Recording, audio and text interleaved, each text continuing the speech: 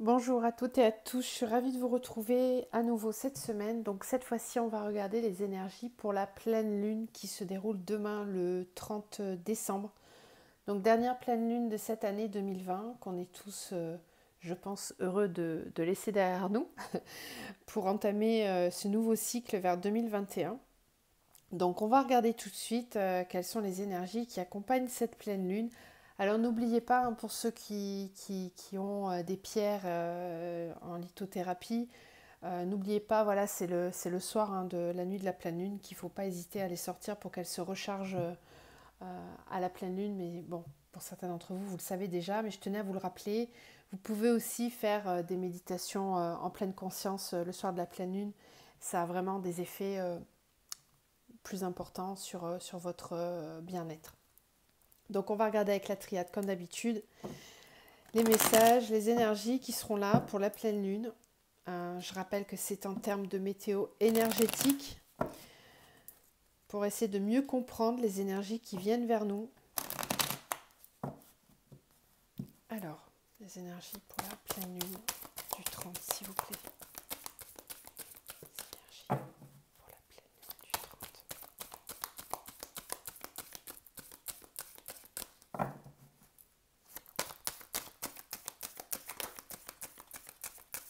Les énergies pour la pleine lune du 30.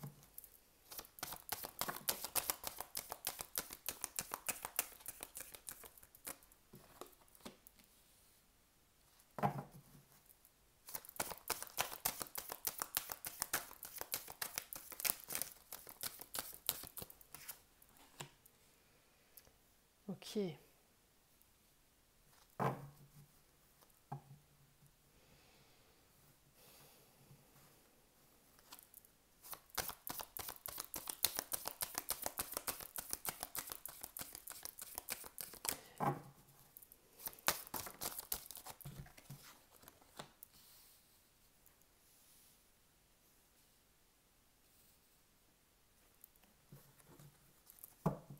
Il y a quelque chose d'assez bousculant et qui va permettre de s'ancrer.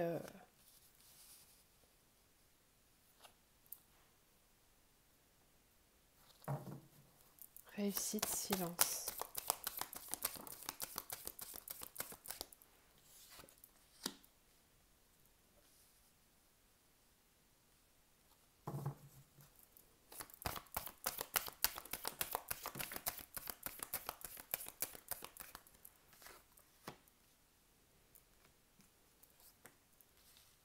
Oh,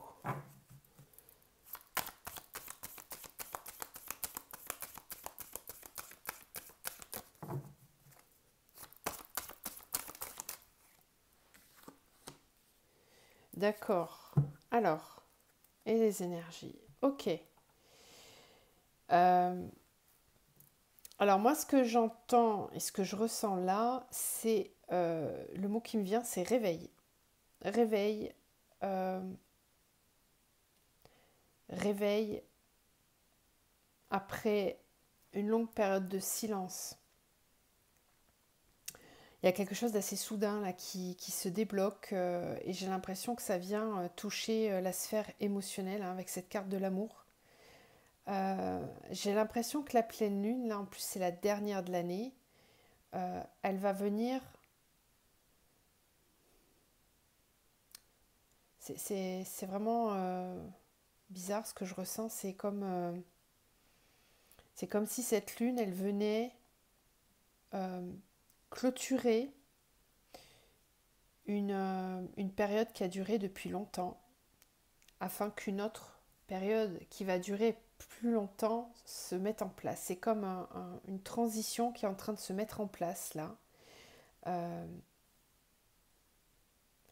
avec une espèce de réveil. Mais quand je vous dis réveil, c'est parce qu'en fait, on a la foudre, la mort et le delta. Il y a une espèce de réveil de conscience, un éveil de conscience, une prise de conscience. Waouh! Énergie, lumière, mutation, naissance.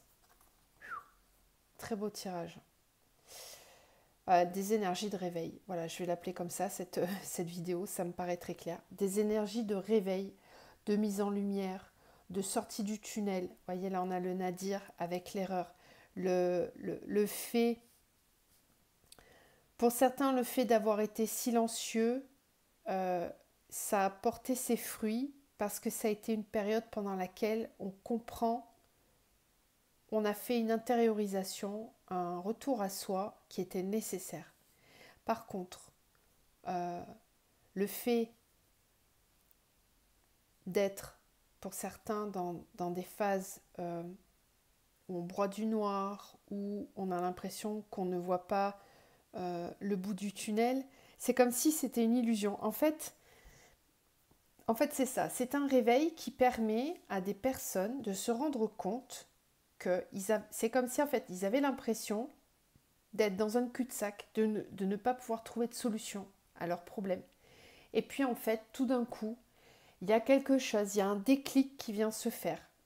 Alors ça va être, chez chaque personne, ça sera différent, mais il y a un déclic, il y a quelque chose, une impulsion qui est vraiment poussée par cette pleine lune, qui est mise en évidence et qui permet de comprendre que ce tunnel-là, c'était une erreur. En fait, c'est comme si on se rendait compte d'un coup que le fait de broyer du noir ou de ne voir tout qu'en noir, c'était une erreur. On avait une vision erronée de la situation. On avait l'impression qu'on était noyé sous une masse qui serait une chape euh, lourde, qui serait insurmontable. Et en fait, c'est comme si d'un coup, au niveau du mental, il y a un bouton, il y a une connexion qui se fait, clic, mais d'un coup quoi, et qui enlève tout ça, comme par magie. Et c'est difficile de le croire, mais c'est vraiment comme ça. Alors, ça peut être le cas quand on est sur des chemins d'éveil, où on a parfois, vous allez tous vous reconnaître dans ce que je dis, c'est sûr, parce que quand on y est sur ce chemin, c'est comme ça que ça fonctionne. Il y a d'abord la prise de conscience, et ensuite, déjà, juste d'avoir remis en conscience les choses, ça permet de débloquer. Déjà, c'est une partie du travail qui est fait, et par la suite, il y a le travail de libération, d'épuration, etc. Mais déjà, le fait que ça remonte en conscience, c'est comme un déclic, c'est comme un voile qui était devant nous, là, et qui d'un coup, piou, part en fumée, et on y voit beaucoup plus clair. Et quand on voit clair, quand on sait où on va, ben, il n'y a plus qu'à se mettre en route et à avancer. Et là, d'ailleurs, je crois que j'en parlais à un moment donné sur un signe astro, ou je ne sais plus, dans une guidance il n'y a pas très longtemps, où j'avais vraiment, là j'ai cette image et qui me revient, et c'est la même image, euh, de se dire qu'il y a un chemin, mais devant il y a le brouillard et on ne voit pas. Et là, c'est comme si d'un coup, ça saute. Ça saute, c'est éclairé, c'est nettoyé, et c'est vraiment quelque chose qui permet de se projeter sur le long terme, sur il y a un déclic. Alors après, on peut le voir au niveau collectif aussi, hein, par rapport à tout ce qu'on traverse en ce moment. Je pense que là, 2021, il va y avoir des grosses prises de conscience sur tout ce qui se passe, sur l'aspect illusoire de tout ce qu'on nous raconte et la façon dont c'est géré. Euh, voilà, au niveau du collectif, c'est ça en termes d'énergie là qui risque de se profiler, mais à un niveau plus individuel. J'ai l'impression que ça va venir toucher la sphère émotionnelle et sentimentale davantage. Ouais. Avec cette compréhension, ce réveil, ce coup de foudre, ce coup de massue presque, euh, c'est comme un couperet qui tombe et qui vient trancher et qui dit ça y est, j'y vois clair, j'ai compris, c'est terminé quoi, c'est terminé. Euh, je pense à toutes les personnes là qui avaient peut-être des relations karmiques ou qui avaient un karma de vie antérieure qui était très lourd et qui posait ce genre de chape, de voile, d'empêchement de voir et de comprendre. Pour tous ceux qui ont fait ce travail là de libération, il y a un déclic, il y a quelque chose qui se lève, qui se soulève, et il y a une libération qui est faite et qui va avoir une répercussion directement sur la vie sentimentale. on a quand même là l'énergie, la lumière, la mutation et la naissance. Donc là, je pense que c'est magnifique. Il y a une renaissance vraiment pour certains, là, avec des énergies qui se remettent en marche. C'est des énergies de lumière qui sont en train d'entrer et de se mettre en route pour faire un grand nettoyage et pour accéder enfin à la naissance avec un nouveau départ, une nouvelle étape. Il y en a qui vont terminer l'année là sur des chapeaux de roue et qui vont la démarrer très fortement. J'ai commencé les signes astro, là j'en ai fait 6 et ça vient confirmer. C'est vraiment ça, c'est des énergies générales d'éveil, de réveil, de prise de conscience, avec vraiment une mise en avant et une envie d'avancer pour soi, en accord avec son âme. Ah, c'est très beau ça. Je suis ravie de ce tirage. On va continuer avec le tarot psychique, on va voir ce qu'on a d'autre. Alors, pour la pleine lune. Déjà, à la coupe, on a l'union spirituelle et la sagesse. La sagesse est déjà sortie en premier cette semaine sur la canalisation de la semaine. Les énergies pour la pleine lune, s'il vous plaît. La pleine lune.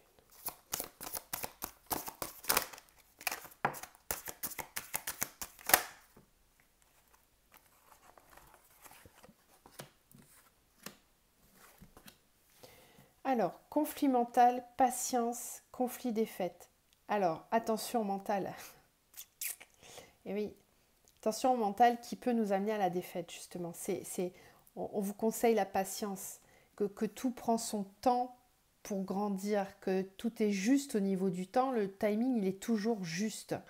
Mais parfois, voilà, l'ego a du mal à accepter ça. L'ego, il aimerait que ça avance dans un certain sens, à une certaine vitesse.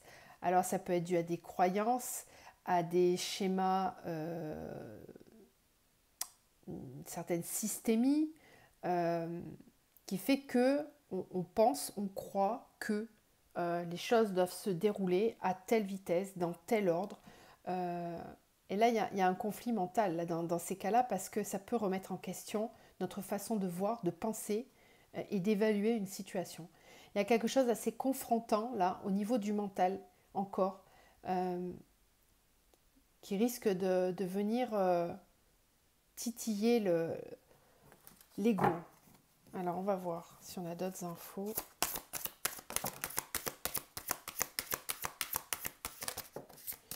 Ok. Ouais. Conflit mental avec le chakra coronal.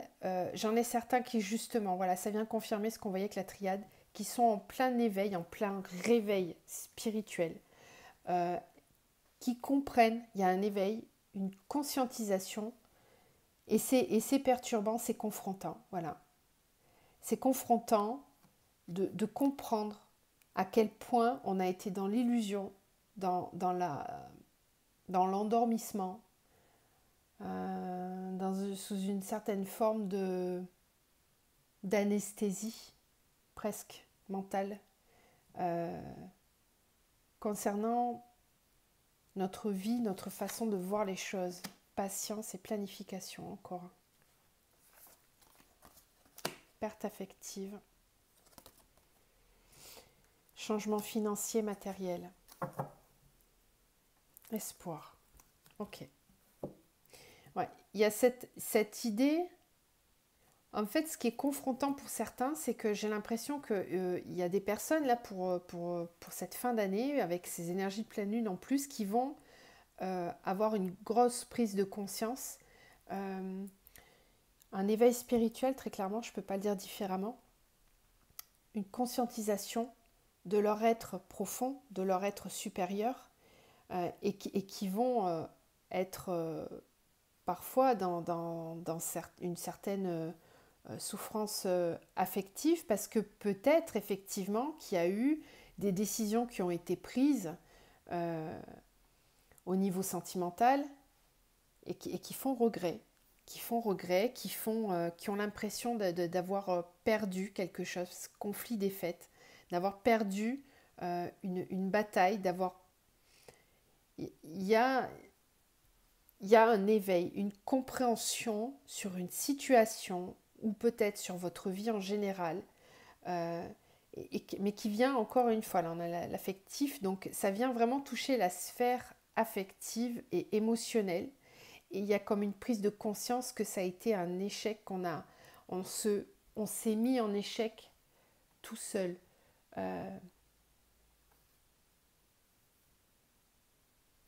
Il y a de la culpabilité aussi pour certains, j'entends.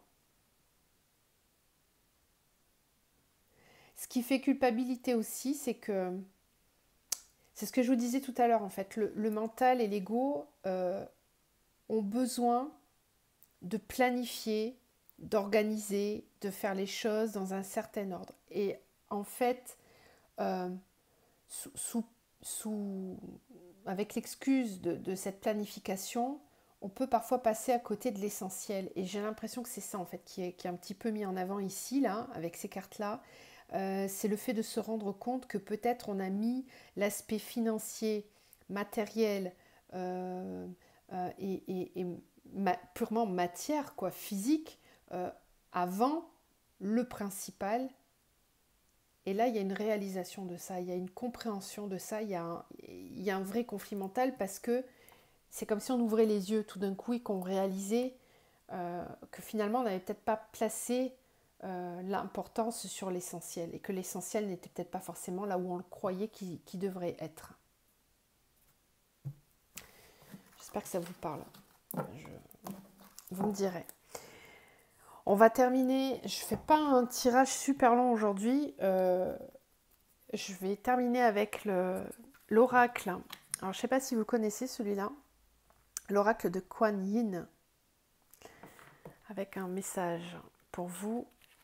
Donc je vous lirai le livret. Au niveau de la pleine lune, est-ce qu'on a des énergies à donner pour la pleine lune, s'il vous plaît?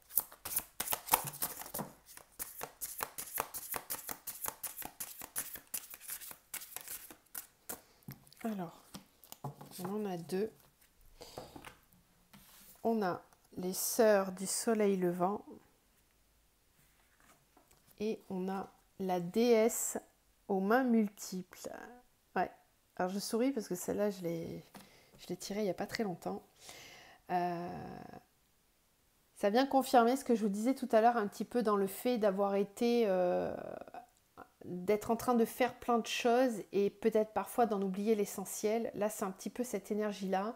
Mais parce qu'en fait, on est poussé aussi par la source, par les énergies actuelles, à parfois gérer plein de choses en même temps. Parce que quand on est là en ce moment, on est poussé à développer, nous développer intérieurement, à nous purifier intérieurement, mais aussi beaucoup dans la sphère professionnelle et sur notre mission de vie. Il y a beaucoup ça aussi qui ressort en ce moment. Et on a l'impression parfois de gérer plein de choses en même temps. Bon, ça fait partie des énergies actuelles. Donc je vais vous lire les petits livrets. Alors la 28.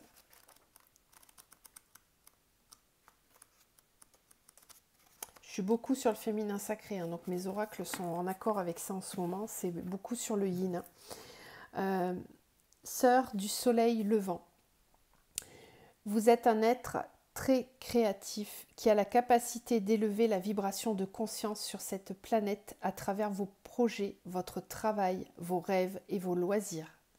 Le pouvoir de la collaboration, le choix d'œuvrer avec d'autres sur des sujets communs permettent à la synergie d'opérer et de vous renforcer car ensemble, vous êtes plus que la somme de vos individualités et vous attirez une assistance cosmique de grande puissance.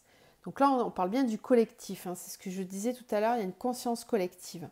Il vous est conseillé de rester ouvert aux autres qui unissent leurs forces à la vôtre. Comme les sœurs du soleil levant qui dispensent une grande énergie pour aider l'humanité par leur volonté collective, quand vous permettez au groupe d'harmoniser ses efforts, les choses les plus merveilleuses se mettent en place. Apprendre qui vous êtes et comment vous fonctionnez est une part importante de votre chemin spirituel, et le travail solitaire est souvent le meilleur moyen d'y parvenir.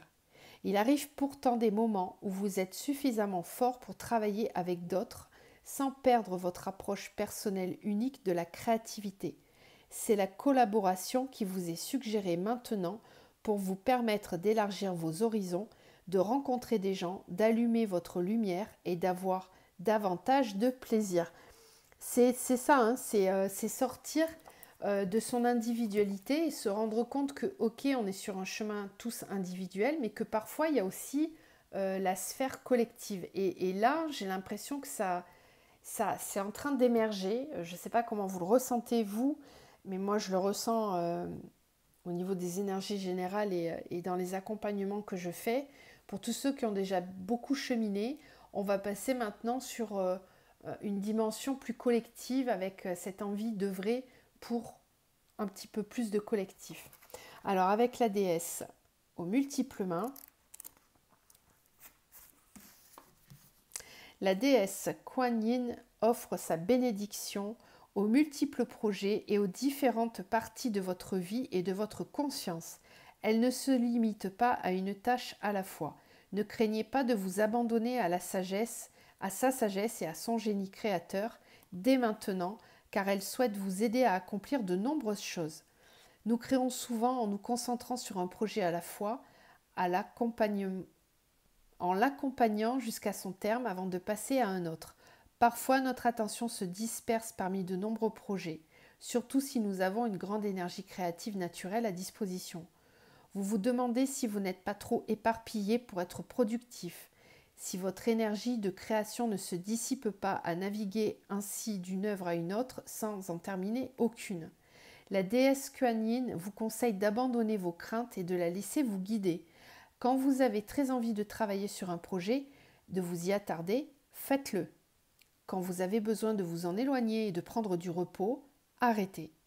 La pause est faite pour vous recharger, trouver une autre perspective et revenir à votre œuvre en étant plus productif.